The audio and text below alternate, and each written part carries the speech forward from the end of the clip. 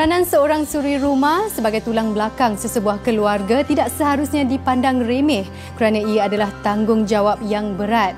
Mereka perlu menguruskan anak, suami dan segala perihal berkaitan rumah tangga tanpa mengira had masa.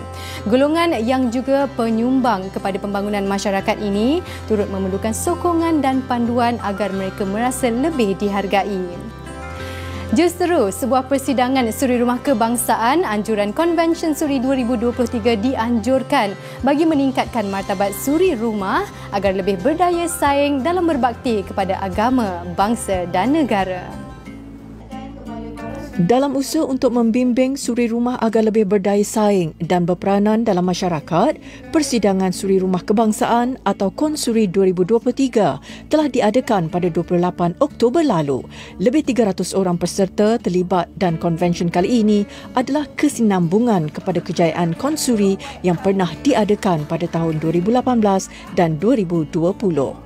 Untuk tahun ini, temanya adalah inovasi pemberdayaan suri dan KonSuri sebenarnya satu program yang diadakan secara 2 tahunan, 2 tahun sekali.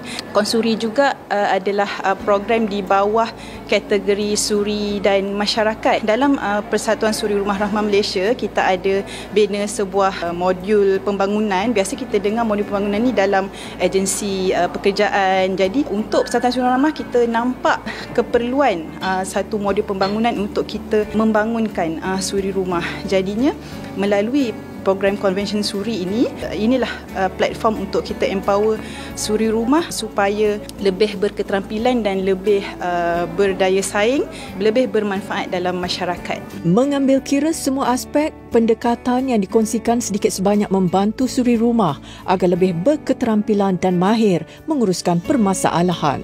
Suri itu datang dari perkataan permaisuri. Begitu tinggi sekali kedudukannya, ya, dan bukannya hanya kita katakan seorang yang berada di rumah, ya, membuat kerja-kerja rumah, menjaga anak, bukannya satu keadaan di mana dia turun, ya, daripada keadaan yang lebih tinggi kepada yang rendah. Tidak, dia kena bawakan pengalaman dia dan juga pengetahuan dia, ya. Ada banyak, ya, title ataupun jawatan lain yang boleh disamakan dengan suri rumah ni, tahu. Contohnya CEO hal ehwal domestik, ya.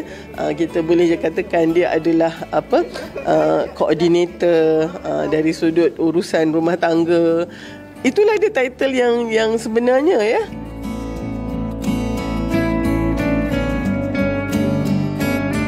Suami ni bila mana isteri dia suri rumah, perkara paling penting adalah untuk dia nak provide security kepada isteri dia. Security ni mesti melibatkan daripada sudut nafkah, daripada sudut kediaman, daripada sudut emosi, daripada sudut pelbagai lah. Bila suri rumah ni kan selalu duduk rumah, jadi dia tak terdedah kepada dunia luar sangat. Jadi dia perlukan kepada teman, dia perlukan kepada sahabat yang boleh bersembangkan dia. Kalau bukan suami, siapa lagi kan? Kerja rumah, ya, itu pun salah satu yang suami ni dia kena guna ihsan dia kena guna pertimbangan dia untuk nak bantu isteri dia. Sebab menguruskan anak-anak, menguruskan kerja rumah ni sebenarnya bukan mudah. Dia bukan hanya kita kata tak apalah awak buat kerja rumah, saya tak nak buat kerja rumah, tak boleh. Sebab emosi, sebab melibatkan kadang-kadang anak-anak yang kecil. Jadi isteri ni sifat dia, perempuan ni sifat dia lemah. Allah ciptakan emosi. Jadi ada kala suami yang bijak, dia balancekan kepada sudut. Bila dia tengok isteri dalam keadaan tertekan, dia hulurkan bantuan. Dan sementara tu kita tengok program ni macam very interesting. Sebelum saya datang sini, saya pun ada fikiran yang suri rumah ni dia must be a wife, must have children, must stay at home sahaja. Tapi bila datang sini baru tahu macam konsep suri rumah tu sebenarnya melibatkan banyak lagi wanita, which is even wanita yang tidak berkahwin, wanita yang part time jaga rumah pun boleh masuk dalam konsep suri rumah. Kita banyak terekspos dengan masalah-masalah yang mereka hadapi, orang suri rumah hadapi, yang tak terfikir pun sebelum ni lah. Seorang approach saya untuk SRR ni, masa tu kita tengah tunggu dekat airport, tiba-tiba pusing, awak kerja ke suri rumah? Dia kata macam tu. So saya kata, saya tak kerja suri rumah tapi online lah, meniaga online. Lepas tu dia cakap, you tahu tak suri rumah ada persatuan tau. So masa tu macam, serius lah ada Persatuan Suri Rumah sebab macam tak pernah dengar bila tengok macam-macam program dia orang ada. Lepas tu dia macam ada support group. Kalau kita down, kita tak bekerja, kita tak ada career.